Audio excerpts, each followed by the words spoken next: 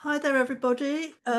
Big welcome to our celebration of our authors and of the new journal that's come out via AchieveAbility, which is all about understanding neurodivergent thinking in creative industries and creative practice. The whole purpose of this celebration is not only to celebrate our authors, who are here with us today and will be speaking later on, but also to encourage new and up-and-coming neurodivergent authors. And hopefully we will be getting a few of them from the Royal Central School of Speech and Drama. So it's my very great pleasure to introduce Josette Bushell-Mingo, who is principal of the Royal Central School of Speech and Drama, and also patron of AchieveAbility, who, who did the most fantastic hosting and facilitation of our report that led on to this issue of issue 5 of our journal, which is about creative industries, and the next one is about creative practice. So over to Josette to do the welcome. So, first of all, I have to say, slightly overexcited, everybody. And I'll do a very short presentation. I just wanted to say I'm sorry I can't stay with you today, but I've actually got to go to another appointment. But I wouldn't have missed this for the world. It's a tremendous honor to be invited as patron of AchieveAbility. And I want to begin by expressing my heartfelt thanks for this continued partnership. AchieveAbility has long been a beacon of advocacy and empowerment for neurodivergent people. And to be part of that, to be part of the ongoing work, is humbling and deeply meaningful for me, both personally and as my role as the principal and CEO of the Royal Central School of Speech and Drama. As a neurodivergent person myself, I have dyslexia and ADHD. I understand firsthand the importance of visibility, understanding, and genuine inclusion. Today, when conversations about neurodiversity can sometimes be overshadowed by misinformation or treated as a fleeting trend, our collective voice, ours, informed and compassionate and authentic, has never been more vital. Our visibility must not be performative. It has to be purposeful, full of love. It must be rooted in community and experience and be the celebration of our difference as a source of strength and creativity. At Central, I will do my best that we continue to be committed to ensuring that diversity within our community is not only acknowledged, but also celebrated across every discipline, every background, and every identity. And this includes creating an environment where neurodivergent students, staff, and artists are empowered to thrive, contribute, and lead. And I personally encourage them at every presentation, at every staff meeting, with every student, even to their parents, carers, and the greater society around Central. I am proudly neurodivergent, and you're all my family now, which is quite extraordinary. Woo, it's so, so amazing.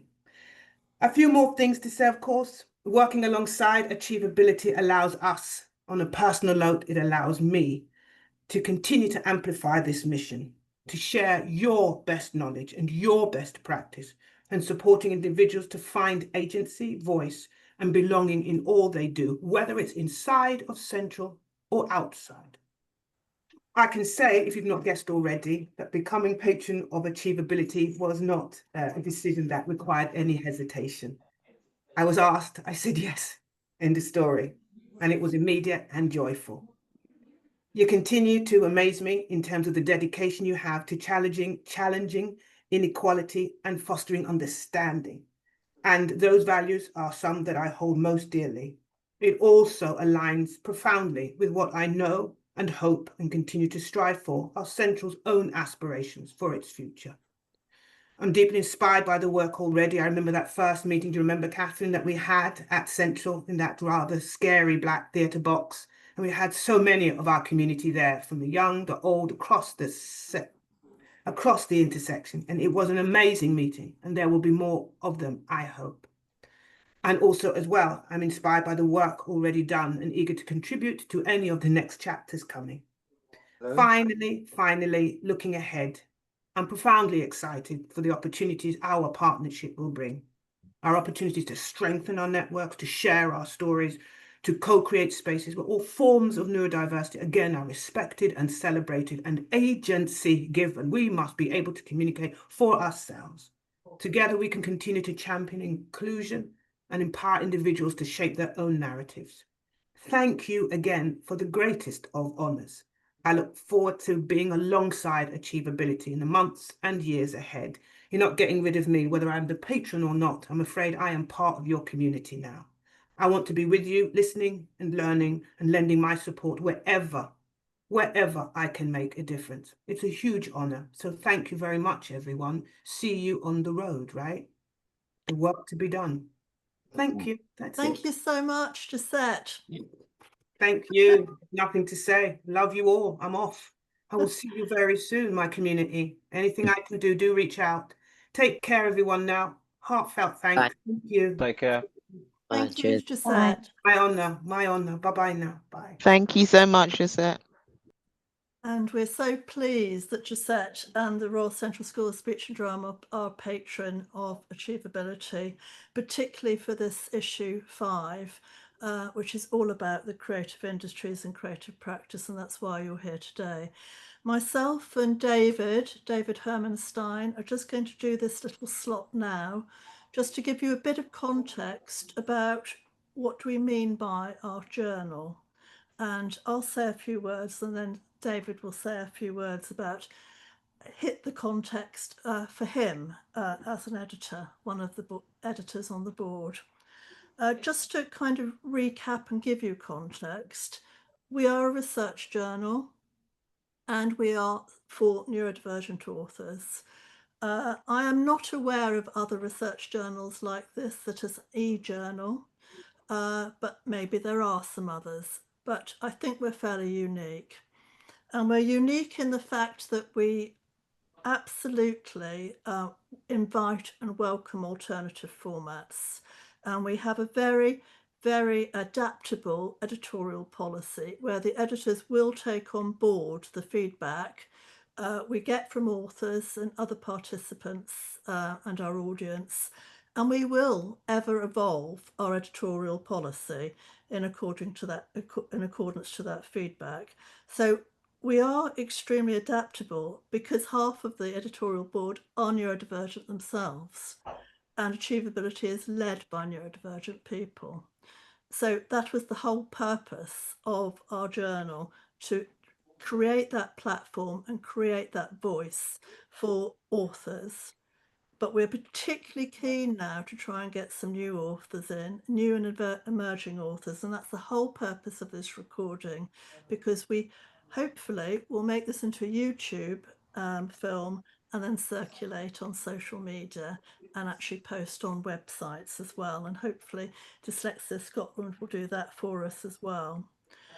So this is part 1 of issue 5. The whole point of it is to investigate neurodivergent thinking in the creative industries and creative practice. Part 1 that we're discussing today is all about the creative industries, and you'll be hearing from authors very shortly. Part 2, we're going to be doing a call for that in the next couple of weeks, and that'll be all about creative practice and the journey towards creative practice for neurodivergent people. And we'll be looking at the Arts Council for that definition of what we mean by creative practice, but we will circulate that too in our call. This will be leading up to a full paper publication next year, 2026, with an in-person launch, and hopefully the Royal Central School of Speech and Drama will be our platform for that next year in Hampstead. So this is all about a plan towards a very final publication that really does look in depth in terms of the creative work practice and creative industries, and what contribution do neurodivergent people have for that. David, did you want to say a few words at all? Yes, thank you very much, Catherine. I'll try and keep it short, and I won't be as eloquent, but I'll certainly try my best. Um, so, um, for me, I've been on the ESOL board for I think for four of the previous editions, including this one, and every year I always look forward to reading submissions. I feel very privileged to be invited to be on the editorial board to be part of the experience because I'd like to emphasise what Catherine has said, and that is the e-journal is unique. I think it's groundbreaking. Um, I believe as well that there isn't a publication like it, so to be part of it and to be part of what it advocates, and I'd like to think that's full freedom of expression for neurodivergent voices, which is something that we encourage. Um, it's an absolute honour. Um, and for someone who's not neurodivergent, sometimes I feel that I'm kind of crashing the great party um, and the best party. And also I feel kind of responsibility for me as much as possible to make sure that I both understand and advocate neurodivergent voices. And in this particular edition, because it centers around the creative industries, and the next edition will be around creative practices, and my being a part-time creative, it's a combination of my interest in that, also an interest, as always, in a lifelong interest in understanding unique perspectives as well, and championing those as well, making sure that they are kind of championed. I think as usual, the breadth and depth and the scope of the work that has been published and the authors has been outstanding. Each is unique in its own right. There's a real sense of kind of richness. Each has its own unique voice, which speaks kind of loudly, clearly. I feel proudly and also defiantly. And I say defiantly because of the systemic challenges that neurodivergent artists experience working in the creative industries as well. Um, and from reading the submissions and from my understanding of speaking, um, to neurodivergent practitioners, there is sometimes a sense of them feeling overlooked, undervalued, overshadowed. There's a threat of voices being quietened or sometimes silenced. And yet I feel that in reading each submission, that despite such challenges that are still very prevalent, that these voices absolutely refuse to be silenced. And that's what I love reading. That's what I love seeing. And this journal affirms that. Always feel that there's, what should I say, a call to arms, I would say, collectively, when the journal is published. I think that there's also, as well as a cause for recognition and self-recognition as well. I feel we wanted to emphasize that there ought to be a cause of reflection, both for neurodivergent voices and artists, but also a cause of celebration as well, despite the constant kind of uphill struggles that they may face. Um, we also felt that there was a need for organisations to self-reflect and to join the neurodivergent community as to I suppose form a united front and to really advocate a major change. And I really like to think that the e-journal and those who have contributed really form a kind of strong part of that as well. And as Catherine said, I just want to emphasize again, the editorial board and the organization, we do encourage, and we will continue to encourage new voices, unique voices, um, artists from different backgrounds, practitioners from different backgrounds, and also championing the diversity in all its forms of expression. Um, that was more than a few words, but I'll leave it at that if that's okay. Cheers. Okay, thank you very much, David. I've just realised the cat has caught a mouse and running around the house. Okay, can't do anything about that. Right, thank you very much, David. Very eloquent. Right, just thinking about this cat. Okay, we've now got a very short Q&A. Does anybody want to ask any questions? We have Richard Pitts here, who's chair of Achievability. We have quite a few authors here already. Dyspla, and we've got Qona, and we've got Kathy McGee from Scotland. So we've got a few authors here already, which is great. Does anybody want to ask us any questions before we go into the authors section, which David is going to be facilitating? Dyspla. Hello. I was wondering I've been in this, I guess, in this game ever since joining Dyspla back in 2011. What do you see as the change? I heard on the Radio 4 this morning, the lady from Made by Dyslexia was, it felt there was a desperation in the voice, saying sort of, we're great for capitalism, you can exploit us, we've got wonderful abilities and superpowers, like, please, exploit us. How do you feel the activism has changed, the message has changed, if at all? Is that a question to me, Kath? Because I'll start answering it, but it could be please do. up for discussion. Right. Okay. The desperation. I think, yes, neurodivergent people do get desperate at times, and as do organisations. It depends what's actually happened within society within that week. That's how it works now. Everything is so fast-paced. My feeling, as sort of integral part of achievability, is that in fact it's getting better.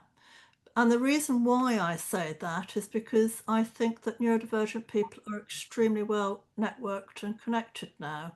And we do have a voice, and there are platforms now for us to have that voice, such as AchieveAbility and Dyspla, for instance. And we have key people in the V&A like Simon Woodfield, who's here with us today. Neurodivergent people are very well placed strategically and operationally in a lot of organisations, and we have a voice, and we are not afraid to have a voice, and we are being listened to. So the desperation, I just wonder why there is such a desperation for that speaker. Then it will be something that's happened in the day or happened in the week, I feel. Let's open it up to discussion just for a few moments. Kaz, I heard her as well. Sorry, Becky's there. Charles, then Becki. I heard it was Maggie Adrian Pocock from Sky at Night speaking for Made by Dyslexia.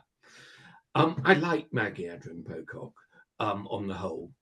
I have a bit of a problem with Made by Dyslexia, because Made by Dyslexia do like the superpowers narrative. But I think I thought what she was saying was that actually the skills that employers want are skills that dyslexic and neurodivergent people have. Increasingly, I think that we ought to just use one term, is correct. I thought also she made a really good point that the skills that schools test for actually aren't really the skills that employers want. And I think that was correct too. But I do think the superpower thing does make us sound a bit desperate, and I don't like it. Well said, Charles. Anybody else want to contribute? Sherry? Oh, sorry, Becki was put next. Sorry, Becki, I'll mute. No, don't worry. So yeah, I'm with Charles. I don't really change in phone boxes and fly out going, oh my goodness, there's some data that needs to be analyzed. It's for me, it's a positivity which can actually lead to toxic behaviors, such as I expect you know, you can't have a bad day. I think one of the things about Dyslexia Awareness Week, and also in respect to the creative industries, is this whole element of agency. So anybody who's in a position of privilege, where it be funding, you've received funding, you're in a leadership role, it's more about, as David was saying, that collaboration, that connection, to enable that people who are not able to get into the sector to know why, and then what is that focus to keep them there, because we know it's up to about 20 to 50% of neurodivergent people work within the sector. Same time, it's that focus of where is the opportunity to be our authentic selves and being able to have good days as well as bad days. So I think, yeah, it's an interesting one made by Dyslexia, but I know that this is something that is an ongoing discussion, but maybe we need to look at action too. Thank you, Becki. Sherry? I think it's can everybody hear me? I'm Yep. doing the I think it's quite hopeful that we've got we have got a community that is speaking from diverse perspectives. I don't necessarily agree with. I've not heard the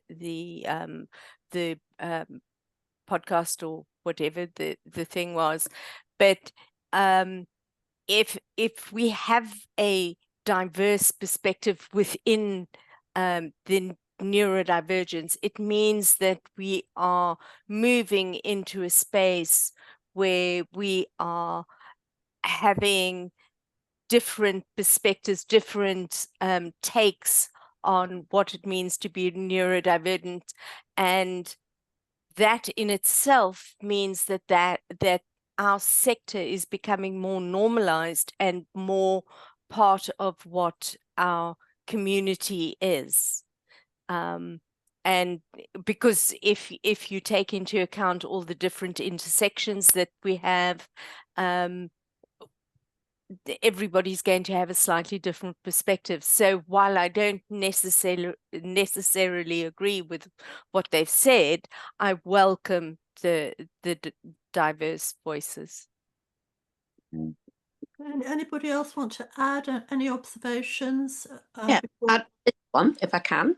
I don't know have I got where the point of it is on this phone one, but what I would say, I totally support what's just been said on the grounds that, you know, I feel I've been a sort of cadre for many movements over the years of my life, particularly as a teacher. And what I would say is that what I experience now when I hear different voices is the same principle as you would within a field like, say, sociology, and be diverse voices, which is a standard thing, but particularly women's material. Like, I did an MA in women's studies in 1985.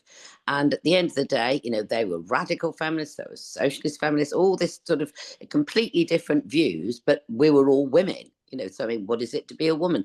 I think it's the same principle as to what is it to be someone with dyslexia. You could say how much it's impacted your life, how much it's made you more successful, less successful, and always bearing in mind that when I started at, you know, in 2000 or 1999 at University of the Arts, the statistic remained at 1 in 4. 1 in 4 creative artists are dyslexic. So inevitably, we'll have different views and different experiences, and that is to be celebrated. And almost within the journal, things can be explored, can't they, as to what people feel. Thank you, Heather. If we don't have any more observations or any more questions, we will go on to the next section with the authors. David. Sorry, do you mind if I just quickly say one more thing just around that? So I totally agree with what people said in terms of I think that diversity of thought should be encouraged, and I totally agree with any progressive movement. They are not a monolith. So I totally agree with that. I think that the concern is, and I think especially with the superpower narrative being mentioned, that it then becomes within, I suppose, it becomes, I suppose, in the mainstream institutions, it becomes then the default narrative, and also could lean towards being a positive stereotype. It may be a positive stereotype, it's a stereotype nonetheless. And I think that there should be some cause for possible concern in the future, and how that narrative is used, and also the how, I suppose, certain words are then I suppose misused, which could lead to the threat of a possible kind of backlash, which again has happened within perhaps matter or feminism. So it's just a I suppose a concern, that while at the same time you champion diversity of football, also be aware of how narratives can be also twisted as well, to be used to kind of against movements. Thank you, David. Language is a really a strong issue, actually, and I think that's something that AchieveAbility Journal absolutely takes on board, the importance of language. Sherry? We can't challenge things if they're not expressed. So I think it's important that we hear these things so that we can challenge them. Okay. Thank you, Kaz, for bringing that up. It's great. And we've got in the chat from Charles, possibly the journal is the closest we have to the intervention of a discipline of neurodivergent studies. That's a really interesting point. Does that is that discussion full enough for you, Kaz? We have many years to discuss more. So, yeah. I like that. Yes, thank you. Okay, we're going to go on to the next section, which is the most important, is our authors. And David is going to be facilitating that. He is going to be quite strict with people. Everybody has 5 minutes, and in the programme you've got a steer here where you're going to be discussing your submissions, but also your experience of submitting to the journal. And we're going to start with Kathy, and then we're going to go on to Qona, because Qona is in Spain and she's got a bit of a dicey Zoom connection. So we're going to go with that. And then after that, it's anybody who wants to speak out of all the authors. And we've got Becki, Lennie, Heather and Charles here. So over to you, David, to chair this bit. Thank you. And also I'd like to thank and advance everybody who's has been willing to talk about the work. So I myself very much look forward to hearing that. Please don't feel I'm being rude if I'm looking at my clock and I'm just looking towards 5 minutes. That is not my intention at all. I think that this space is continues to be a safe one, welcoming one. So I really look forward to hearing this, and I'd just like to say away we go. So I think Catherine said Catherine McGee to go first. So the floor is yours, Catherine. Thank you very much, David, and thank you. It's lovely to see those of you I've met before tonight. Thank you so much for inviting me to speak tonight, Catherine. It's lovely to see you again. And I can't believe that this is the 5th edition of AchieveAbility. It really doesn't seem that long since I went to, I think, the launch of the first one. Dyslexia Scott's very proud to have our research showcased in the journal, and Katie Carmichael, who was working with Catherine on the article, is unable to be here today, and neither is the other co-author of the report, Dr. Jeremy Law. So the Towards a Dyslexia Friendly Scotland report is an important baseline survey in understanding the needs of the dyslexia community in Scotland, as well as helping us to learn about areas of good practice to take forward in terms of policy and practice in Scotland. we were really encouraged to see the creative industries emerge as a good example of where people with dyslexia are experiencing more positive impacts on their careers than other sectors. And there are no doubt lessons that other sectors can learn from that. We were amazed in the report or in the survey. So it was a survey we carried out with the University of Glasgow, and we were amazed at the not only the quantity of people who responded, so there were over 1,400 people who responded to the survey, but also the volume of what people had to say.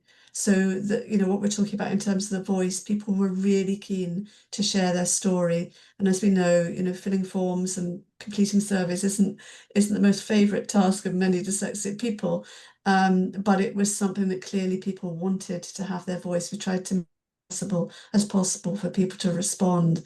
And Jeremy Law, who's the researcher who collated all the information, he said it was like being in a sweetie shop in terms of the amount of information that he as a researcher was able to then kind of dive into in terms of the data and the statistics. So thank you very much for showcasing it. We really hope that this journal ignites conversations and sparks positive changes at both grassroots and policy level. And we're really delighted to have had the opportunity to share our work through this really prestigious publication. I feel really proud of that. And just, if I may, just to kind of touch on what was being said earlier about the kind of superpowers, there is a section in the report, in the survey of Towards a Dyslexia Friendly Scotland, which asked dyslexic people what they feel. Did they feel that dyslexia was an advantage? And only 17% of the participants actually believed it was, and 39% felt that it was sometimes an advantage. So I think that's, and I think they were saying that for them, for many people, the kind of narrative that, you know, there are superpowers was actually quite disempowering. So I think that's something that we're really taking on board in terms of trying to be very careful about the messaging and the language around dyslexia. So I think it's a really interesting point to have raised earlier this evening. So just to say congratulations to everyone who's been involved in the report, and thank you so much again for inviting me here. And I'm sorry that Katie couldn't be here to say to her piece as well. Yeah. Oh, Catherine, thank you very much. Speaking on behalf of Dyslexia Scotland, I have to say the report itself I thought was excellent, really well, excellent researched, very thorough, very comprehensive. Pleasure to read it. So thank you again. And next is Qona. Sorry if I mispronounced that. I hope I haven't. David, I just want to say that Lennie's got her hand up in the chat. You might not have seen it because you're obviously. Sorry, Lennie. Sorry. So Lennie wants to come in. Well, Lennie, do you want to wait until you've had when you come on as an author? I just wanted to respond to what Maggie said before I forget, just because I want to echo that research in the sense of I'm now back in the education system. I'm a student again, and for the first time in, I don't know, 20 years, I felt my dyslexia be an issue in the education system. So had you asked me 3 weeks ago, is my dyslexia a superpower? I would have gone, yeah, I love it, because I've created Dyspla, I live in my own bubble, I get to make my own rules. And in that environment of no structure, apart from my own, which I know the rules to, dyslexia isn't a problem. But now that I'm in an education system and I have to operate within multiple rules and everyone else's rules that I don't know and I don't understand and they don't really make any sense, now I'm seeing how dyslexia is actually really hard in the education system. So yeah, I just felt like compelled to share that as someone who's currently recognizing that it's only a power based on the environment that you're in. So dyslexia empowers based on your environment. So that's my penny's worth. I'll put my hand down now. Lennie, thank you very much. Right, so Qona, you're next. Please take the floor. Okay, thank you. Can everybody see me and hear me? Yeah. Yes. Yep. Great. Okay. Well, thank you very much for inviting me to contribute to the journal, and also to be here tonight. When you asked me if I'd be interested in contributing, and I thought about it, and I started, before I said yes, I sort of started writing. And actually, my idea emerged through the writing. And I think that's something that very often happens with individuals with dyslexia, dyspraxia, ADHD, that it's the process that brings the ideas to the foreground. That's certainly what happens to me with my practical work as well.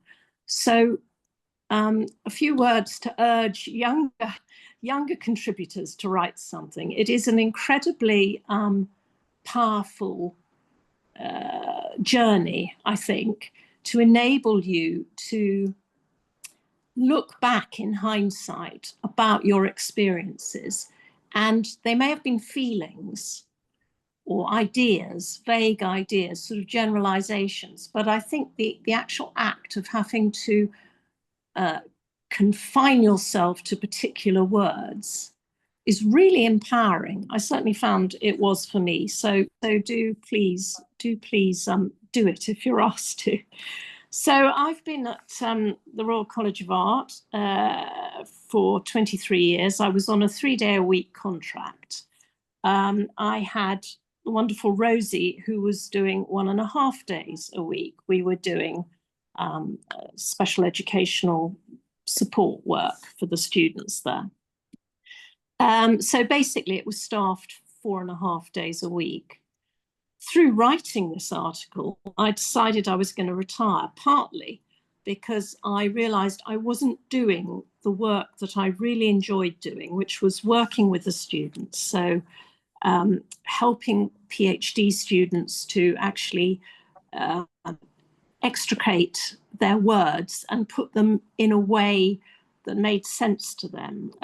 Just to give you an example, I was working with a communication student who was writing a thesis about the lack of Indigenous people used in advertising in Mexico. And his campaign went completely viral. This was a few years ago in Mexico, and really changed the way advertising was carried out there. And another student who's just about to complete her PhD, who's a textile artist, and her whole work is based on migraine and the importance of raising awareness about migraine and bringing relief to migraine sufferers through textiles. And she had to somehow kind of unravel all these things she was feeling and put those into words. So you can imagine it was an absolutely fascinating job, but sadly it became very, very bureaucratic and administrative, really. So I decided that enough was enough, really. And also the RCA offered us quite a generous incentive to leave, and quite a few people did leave. But what made me very sad when I was writing the article was I realized that when I was at art school, I didn't need any support, because the curriculum was delivered in such a brilliantly friendly, hands-on way. It was immediate. There was loads of staff around the whole time. You could get help when you needed it. You could discuss ideas when you needed it.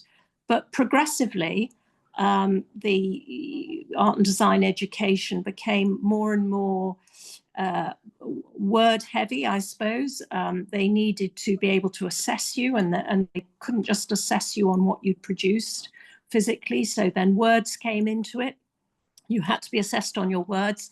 And then SPLD support became a necessity. And a little bit of me is wondering around this discussion if perhaps, we know 1/3 of the staff teaching in art school have an SPLD. Maybe it needs to become much more embedded into the teaching again, and to enable, I know it all comes down to money and you know, we've got far too many students, the numbers of staff that we've got. But if there was a way of going back to that, where staff with an SPLD could use their expertise to enable students to access the curriculum without stress, without being suffering, you know, from being humility and not being able to achieve the results that they're capable of achieving. Maybe that's a way forward. I don't know, but I'm still thinking about that. Now I don't have a watch or clock in front of me, so I have no idea. Fine. No, that's fine. You've just gone over 5, so you're absolutely fine. Okay, thank you. No, thank you very much. Thank you. So we'll head straight off into the next person on the list. That'll be Charles. Charles, welcome, and thank you. Thank you, David. This is the 4th time I've had an article published, about which I'm very proud. But it kind of goes back a long time.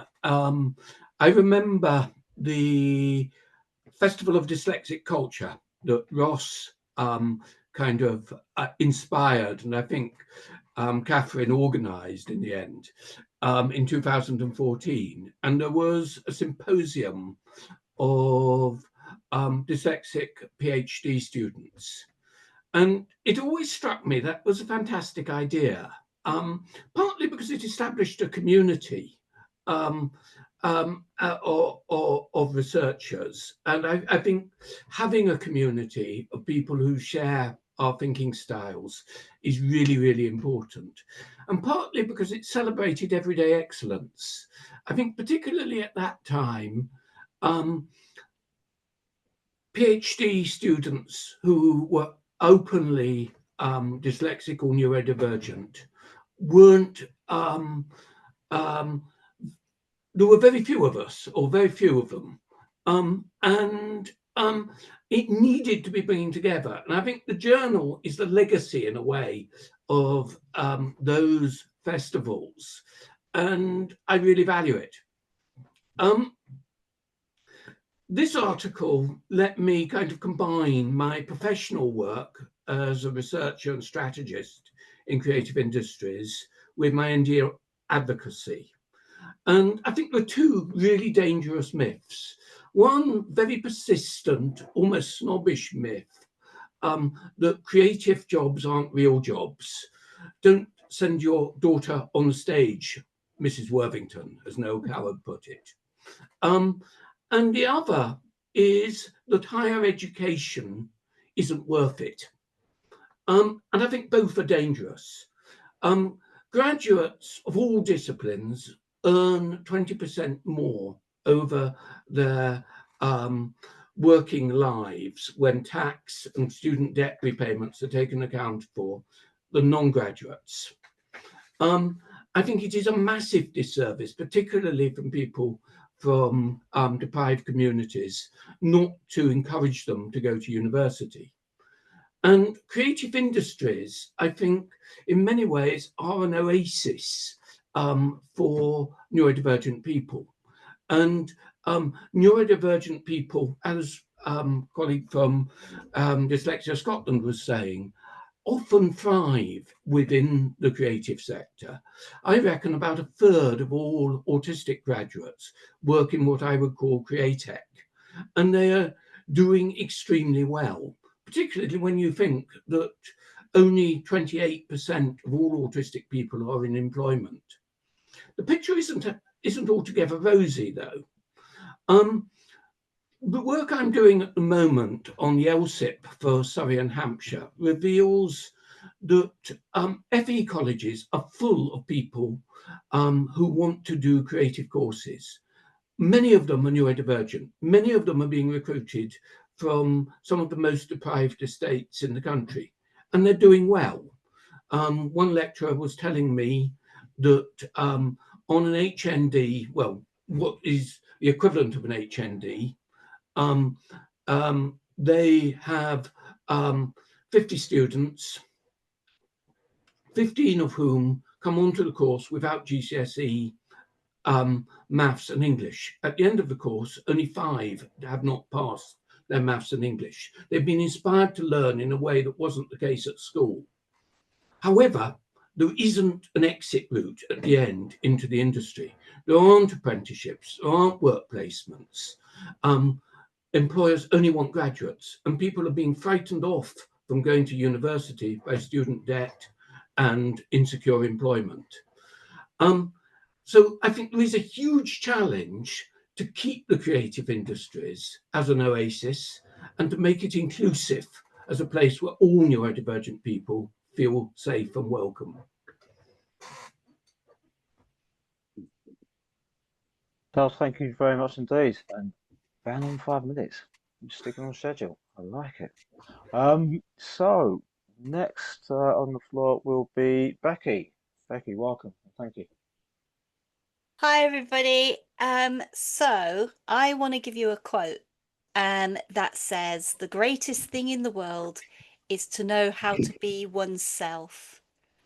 And when it comes to the survey work that I've done that's now published in the e-journal, it's about how people think and feel about the creative industries as powerful storytellers, funders, visitors, participants, and how people interact within the creative industries can actually develop from what challenges they've experienced across the 9 protective characteristics. But as Charles was just saying about educational attainment and also formal educational experience. And one of the things that I did was ask people, what is it like to be neurodivergent in the creative industries? And this was across all subsectors. And the highest was actors and heritage. And it's been really interesting in terms of the key themes that came through in respect to when they were analysed. I analysed them with current research with DCMS and also with Becki. And the survey actually stands alongside those beautifully, but also in terms of the neurodivergent lens within those researches as well, because with some reports, you don't often see the neurodivergent perspective within them. So we've been able to do that with this survey. So some of the key themes included a clear need for skills management and skills investment of people, including managers. So what do I mean by skills management? What have you got? What do you need? And where are the gaps? What do you do well that you could use as a mentorship? What is the situation there in terms of where you can get help if you don't know what to do and you're a manager? This reflects what Becki was saying in respect to how people are promoted within the creative industries itself. Also, how workplace adjustments in a proactive and resource-led work culture is really needed, and how we can enable ourselves to express ourselves on good days and bad days. Now, what do I mean by that? 68% of respondents had to remind their colleagues what they needed and how it was applied. 10% used access riders that are traditionally gig economy. 0 used workplace passports, which are a matured tool used by different sectors in order to support everybody's identified needs across all of the staff networks. So when it comes to any kind of situation, it's not spotlighted, this is what a neurodivergent person needs, or this is what a disabled person needs, and those groups only. It's across all of the staff in terms of their changing requirements. So it's proactive in that regard. There was also identifying existing resources that can help within the workplace. 31% of respondents said they didn't know what they had, bless them, or didn't have the resources which could support neurodivergent and disabled people. So there's a clear identified need and purpose for workplace passports for all colleagues, but also how they can become proactive in what they need in terms of resources and assistive technology. About 60% said that when it comes to being able to share what they need, it made them feel uncomfortable. So it was key to ensure that there is psychologically safe spaces to support people in respect to what they require, if they're promoted, should that change, and also in terms of create more of a fluidity and flexibility in terms of working practice. And also in terms of widen the focus on strengths, on not just needs. Often we're told, like, this is what a person needs, like, quick, get that sensory backpack and a quiet room. But it's actually about what we can do as well. So there needs to be a growth in the narrative in respect to what we can do, and not necessarily just needs based, because that will open up discussion as well. And also in terms of the dynamic of organizations in how they function. We also need to think about the accountability of toxic behavior, what it is and what it means to reduce it from happening, including clear accountability when intentional, ethically, morally, and legislatively within the subsector. This was a key theme that came through in respect to the survey itself. There's also an ability to acknowledge and be yourselves, to share those key ideas. So as Josette was saying earlier, about being authentic and yourself within the workplace. You're not needing to mask as much, or that mask can go in respect to what an inclusive work culture is. You know, recently in the stage, there was a call by 29 cultural leaders on innovation as a key want. It's key how people can be themselves in the workplace, but what is actually working? Where's the good stuff? Where is it working? And not the call or blame game between organizations. It's more on the relationship between leaders, organizations, and the people that work within them. So top to bottom, bottom to top. What is happening in terms of those decisions and allocations of funding? What's it like to be neurodivergent and head of a museum or a theatre? What is it like to be front of house on a Friday night or a Saturday night and you're having to deal with drunk visitors, theatre people? Authenticity and accountability to positive, supportive action was an overriding theme. And as one of our respondents said, we need some more action like that. So yeah, I mean, it's something I've always wanted to do in nearly 30 years of working in heritage. God, like that. I'm now multi-sector as well as arts and heritage. So thank you so much for this opportunity. I really love AchieveAbility in what it can do and what it can do in terms of an intersectional process, and also in terms of what good can be achieved when we collect together collaboratively. Also to my lovely team in bed. Sorry, Which Becki, I'm sorry, I'm gonna have to interrupt. You've gone over 5 minutes. I'll be. In order I'm to on keep the it on last schedule. bit. Excellent, excellent. Yeah, you've got 2 sentences left, my friend. Oh, That's all. Don't worry, it's not going to be one of those big sort of, I'd like to thank, like that. No, but Embed let me use their software, so I was able to really reach out and really ask those key questions in respect to the survey. We support people in terms of what good looks like and also how to get there. So and also to everybody that contributed to. So thank you very much. Sorted. Vicky, thank you very much. Next to take the floor is Lennie. Lennie, my apologies. I saw your hand raised earlier. So I don't know whether you want to mention what you wanted to discuss earlier, or do you want to leave it to the end? I said it. I think I said it before. Yeah. That's when I butted in about how dyslexia shows up differently depending on the environment that you're in. Okay. But if I can also ask Kaz to join as well, and we'll do our bit together. So 2.5 minutes each. No, hang on. You have 5 minutes total. Yeah, that's what I mean. Me and Kaz will share it, 2.5 minutes each. Because But I've yeah. relinquished my part in this, okay? Oh no, I thought you were going to join as No, well. I'm not. So that you've got the voice, okay? Because I've already got a voice in this. Right. I'm introducing it. So keep to 5 minutes. Okay. Is Kaz visible anywhere? I am visible. Yeah. Okay, good. All right. So I feel like this was a really fun opportunity to share the floor at the V&A with Catherine and to be able to create a piece of artwork specifically for the talk.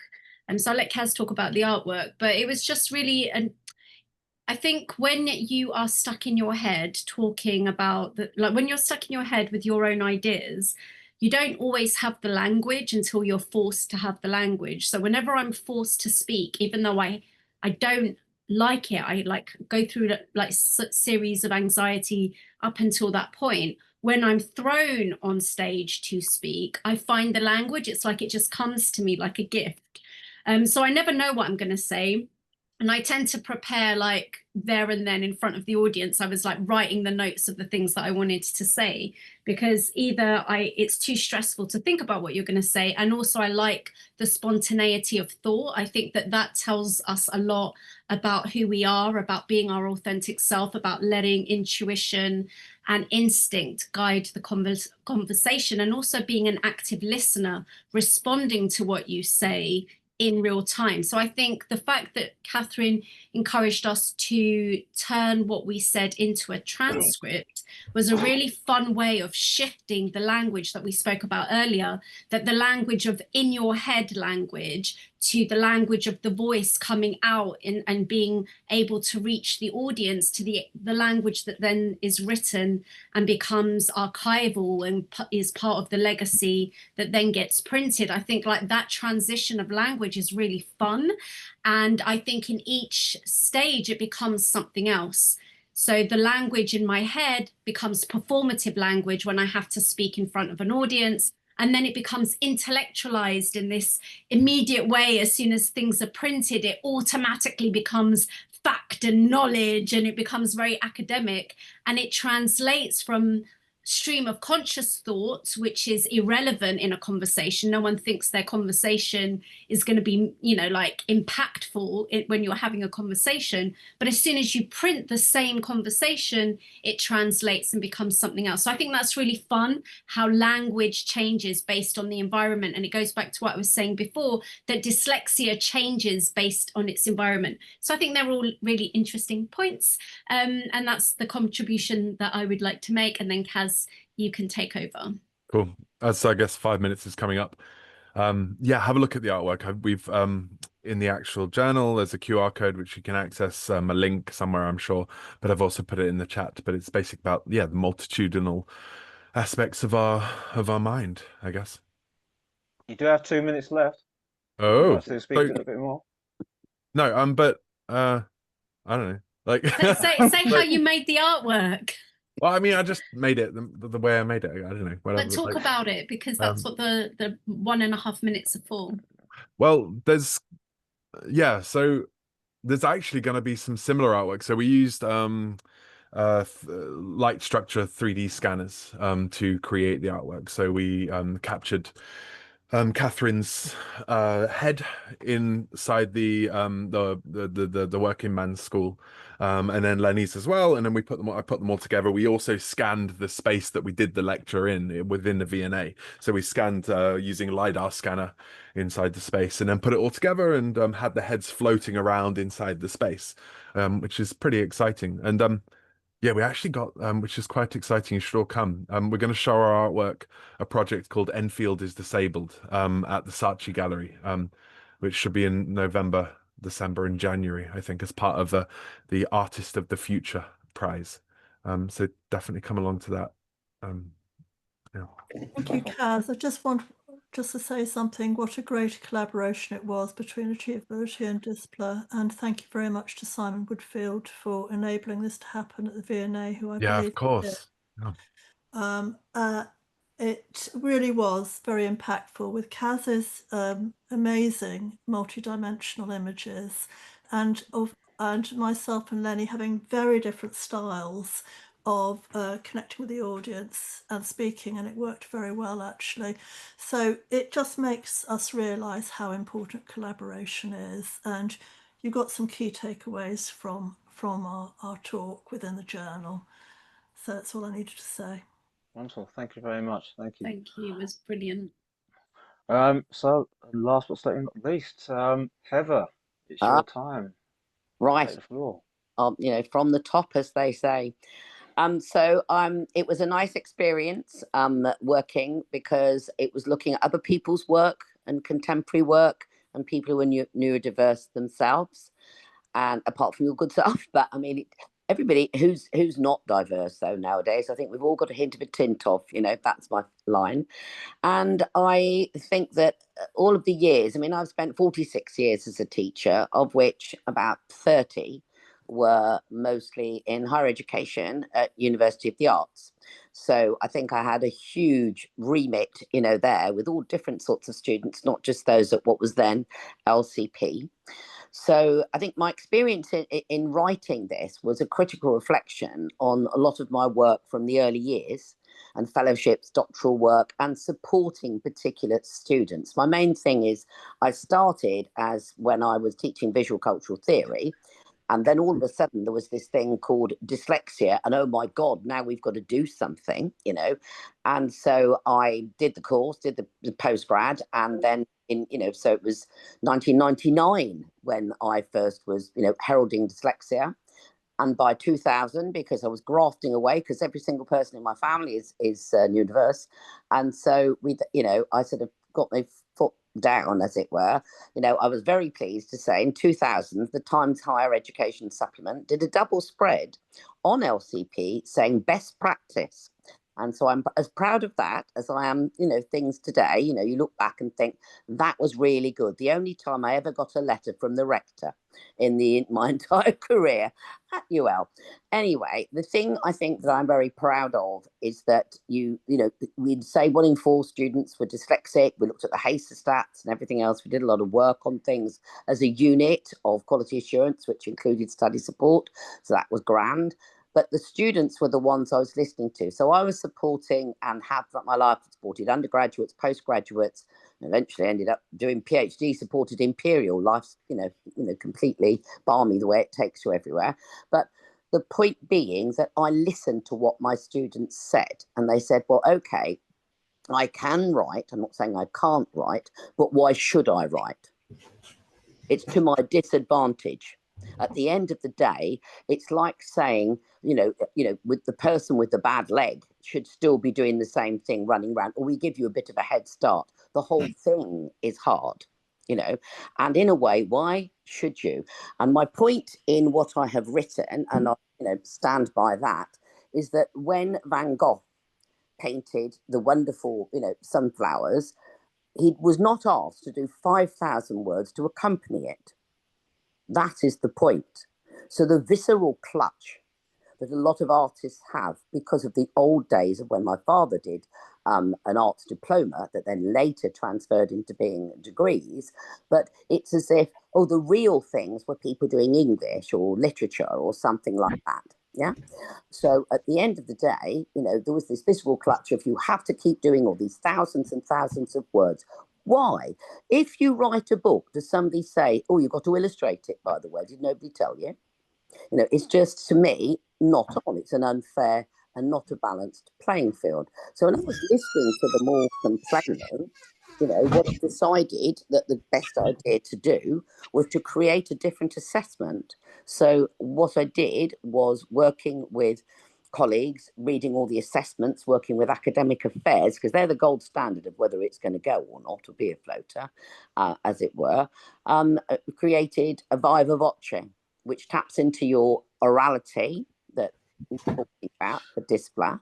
And for me, every single student I ever worked with, so perhaps I only worked with the garrulous, but they were always brilliant at talking and pitching and what they'd done. But then it was the writing that was the bit they didn't want to do, left the last minute. It was much more disempowering. So although I helped them with that, of course, you enabled them to do things. This was a change of scene. So at the end of the day, the viva voce became a thing. So really, that's now a legal precedent.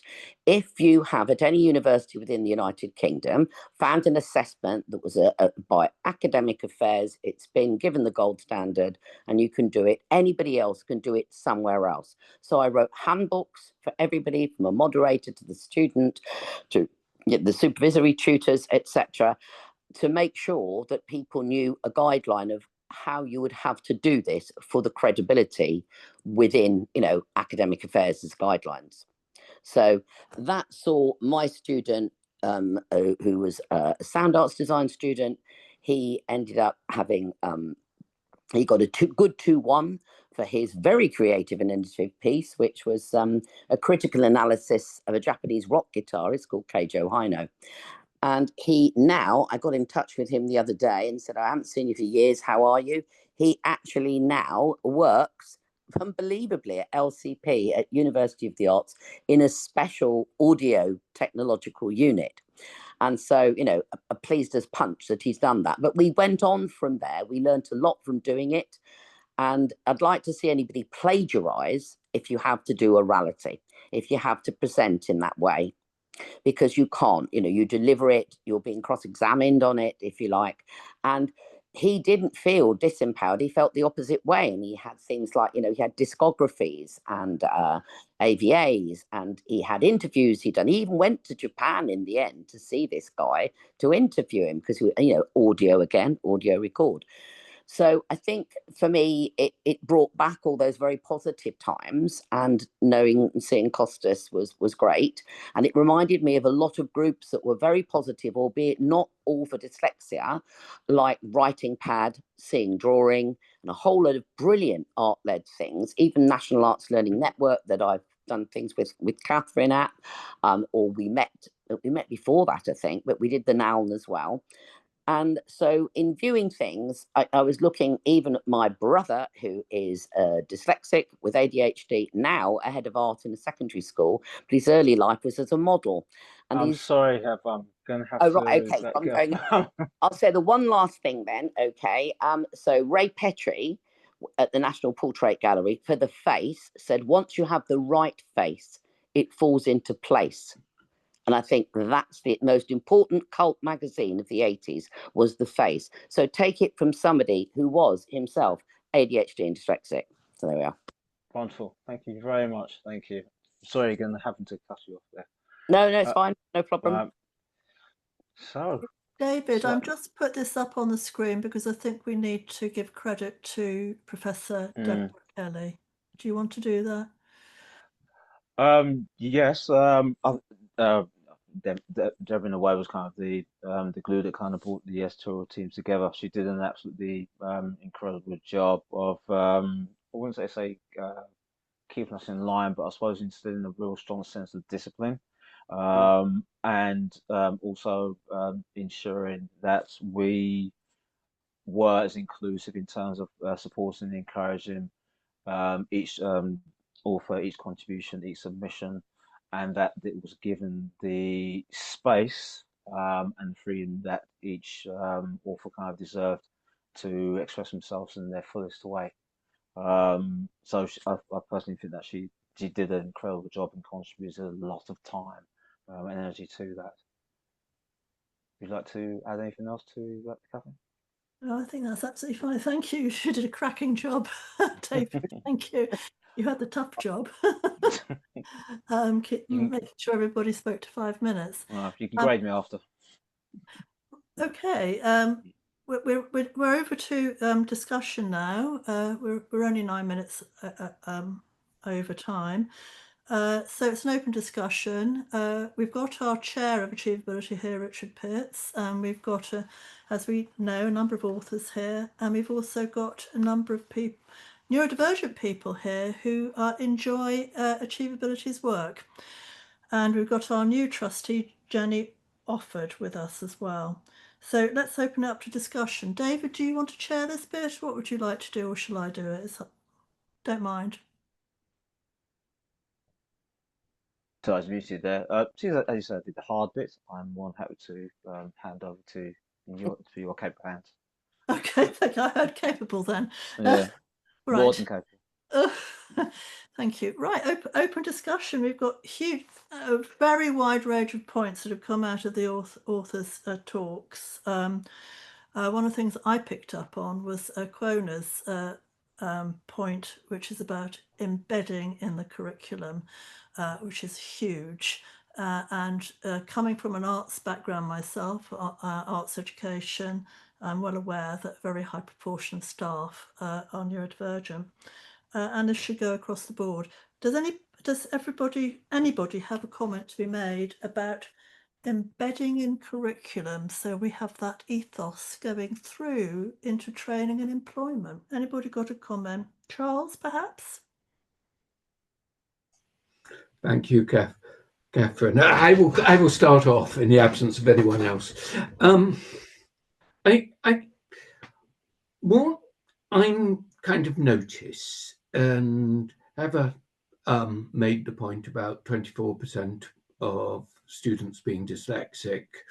There's a very similar figure which I pick up at Ravensbourne when we set up Seeds, which is self-employment, entrepreneurship and diversity program. What I find disconcerting is that this goes under the radar and is so rarely talked about that we know that the creative sector is full of neurodivergent people, actually more than show up in surveys. We know that our universities and staff, there are many, many neurodivergent people who work in universities, but many are too afraid to say they are neurodivergent. And I think that having a culture which is more tolerant of neurodivergence and makes it easier to come out and be open about neurodivergence would be incredibly helpful. Yeah. Anybody got a reply to that? It's about culture. How can we support this culture of tolerance and transparency? Well, I think the, what I call, like the gay community, the out and proud type of perspective is that which I tried to foster. That's what I would say to the students. I would say, I will support you at all times. I will go to bat for you. And then I said, and a lot of the staff, they didn't realise were dyslexic themselves or ADHD. And I think it should be something that there was only 2 people who actually regularly disclosed, and one was the head of the media program. And he would always say, he would start his presentation with, welcome to all, and I'll let you know I am dyslexic, and the only thing that's really will impact is if I put a quick note on my door to say where I've gone and it could be misspelt. So he said, I've worked here for X amount of years, you are in a safe space. And he used to make that very clear. And the more, people in a higher level, if you like, within the organisation say, I am, etc., or that the governors do, that they have children that have got dyslexia and everything else, if the more you make that an open thing, almost like a demand of somebody. I think one of the reasons is when you get assessed, annually for your job in higher education, I don't think they have enough on equal opportunities. What I loved about the ILEA when I worked in FE is they would make a statement that said, if I were to walk into your classroom today, what evidence would I see of equal opportunities in action? Bang on the money. Show me the evidence. And I think that people need to do that. They're all very fond of doing all manner of courses, that might, be in specific things related to arts or anything else, or published works or things like that, research in general, overarching. But, again, they're not clued up to say, in a way, this is what I've done this year for my students. And I think that's a thing. Thank you, Heather. Lennie. So I wanted to just make 2 comments. One, to follow on to what the last speaker was saying. Our daughter is dyslexic, and we're always told that all the teachers have read the report, and then we realise very quickly that that isn't the case. So you can have an access rider, or you can have a dyslexia assessment. You can tell the school that your child is neurodivergent, but if we were to walk into that school, into our daughter's classroom, all of her accommodations that have been embedded in that personal, whatever it's called, that personal learning document, are not being actioned. So it's like, yes, we've done it, we've ticked it, and it stays in a file. It's like a waste of everyone's time. So that was the first point I wanted to share. And also the second one was a conversation I had with Charles the other day, where he said this idea of the 20% of the population is neurodivergent includes the people that don't know that they are neurodivergent. So it was just to echo what someone else said about most of us are neurodivergent and don't know it. And I think that's also really interesting, that this idea that we have to also include in our language that a lot of people don't have the privilege of having the assessment. We are in a bubble because we're talking to ourselves, and we all know so much, and we are to some extent experts in this community of what neurodivergence is. But there's so many people that still don't know what it is. They don't know that they have it, and they don't understand why life is harder. So yeah, thank you. Thank you, Lennie, as ever. Always really good points, both with Heather and Lennie. Charles? Just to kind of clarify, there was a study done published beginning in 2024 by Birmingham University, which did a trans-diagnostic approach and surveyed around about 1,000 people. And they found that only about 3% had a natural diagnosis, and that about 12 to 13% identified as neurodivergent. And then the 15 to 20% figure, which gets regularly quoted, is based on very often a projection of how many people would meet the criteria for the different ND conditions, which were in the Merry-Colley diagram. So the Merry-Colley diagram had dyslexia and other DIS conditions, ADHD and autism and Tourette's. And if you account for the overlap, that would come to 20%. But if that then expands, as Nancy Doyle has suggested, to include people with some mental health conditions who have a differing neurotype from the average, that figure goes up again. And I think Amanda Kirby suggests, well, someone who has is at the let's say for dyslexia, 10% of the population are estimated to be dyslexic, but someone who's at 11% has very much the same traits as someone who's at 10% or 9%. And some people, because there's co-occurrence, don't quite meet the criteria for any condition, but actually across all the conditions have a lot of the similar traits. So she would include some of those, which again would increase the numbers. So I think, Hector, your point that a lot of people have neurodivergent traits is true. And just to sort of contribute to that discussion, Charles, because, you know, you're talking about the fact that people have neurodivergent traits but often don't realise it. Our next part 2 is, as I said earlier, is about new and emerging authors, neurodivergent authors. It's also around well-being too, and we are going to have some workshops to support these authors, because AchieveAbility really, really does recognise the whole well-being issue for people, especially when they're not assessed correctly, or the challenges they've had to go through life. Anybody else got any observations, any more observations before we wrap up quite shortly? I just would say that I'd be quite happy to volunteer. Certainly, sorry, we didn't. Sorry, what did you say, Heather? You got.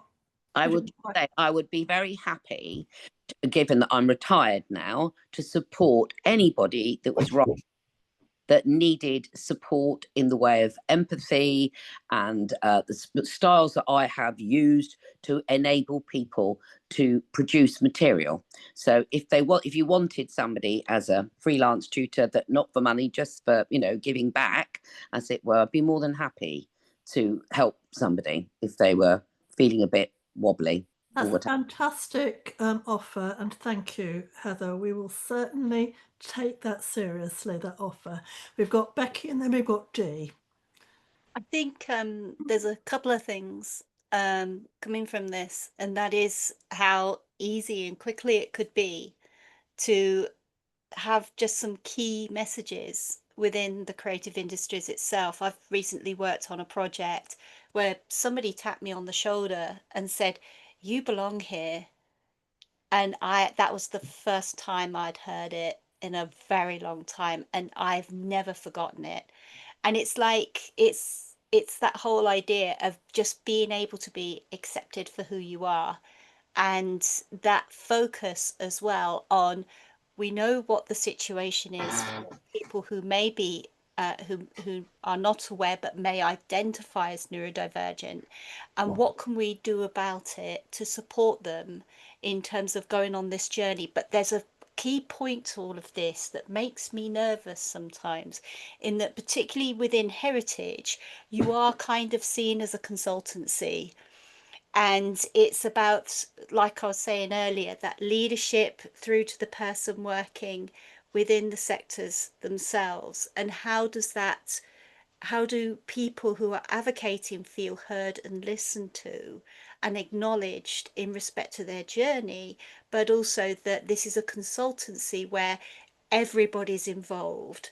The whole organisation, the whole sectors, everybody's involved if we're going to talk about accessibility and inclusion, because we can then create something that's really popping. Thank you, Becki. Right, Dee, you're our last person to speak, I think. Dee, is it possible for us to see you? Not really, sorry. Okay. So yeah, it's good I'm going at the end, because I'm not really talking about the great pieces that people have done in the journal, and yeah, brilliant things that have been achieved. So yeah, well done everyone, and thank you. I just wanted, since you've come up with the theme this year and it's for next year, creativity, I've been thinking about it, and it's like, I'd love to do something, but I don't really want to do research. So, I mean, especially next year's one, obviously, is about creative people's practice. So, I mean, can that just be based on, like people's journeys or something like that, but maybe using lots of different forms to create something to inspire other people, maybe. Absolutely right, Dee. That's actually a good interpretation of everybody's journey. I think there sounds like there's a wind tunnel there where you are. Oh, sorry. I don't know. Yeah. Maybe it's my microphone. Okay. No, absolutely spot on. That's fine. Okay, we've got a final message from David before we wrap up. Yeah, sorry, I don't know why I can't raise my hand. So I have to raise my hand. I think there's still a problem in terms of I suppose visibility. So I suppose speaking from a black creative, or at least a black part-time creative or occasional creative, and obviously there's an understanding that not all disabilities or conditions are visible, but at the same time, and also I suppose I wanted to mention the also raise again the kind of intersectionality of neurodivergence as well, and maybe a possible way forward, especially with the second edition, is to really bring to have as wide a range of creative practices as well, to also not just incorporate just neurodivergence, but also class and race as well. I think that's really important. Yeah, agree. Totally agree. And actually, I'm just going to hand over to Richard, who's our chair, to thank everybody. Richard, I'm handing over to you now. Yeah, I'm glad I was able to stay on, because I'm expecting a phone call anytime now. So I'm glad I'll be able to stay for this. But yeah, thanks for everyone for their contributions. I think it's good to have a range of speakers as well, authors, people from within the board, people who have contributed previously as well. So I think it's been really great. I think it's been a really valuable event.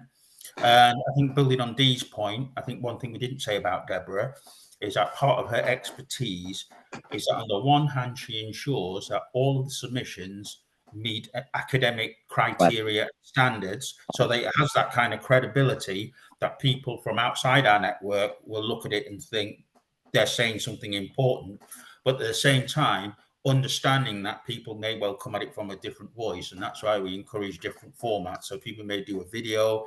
We've seen that from Dyspla. We've had someone who's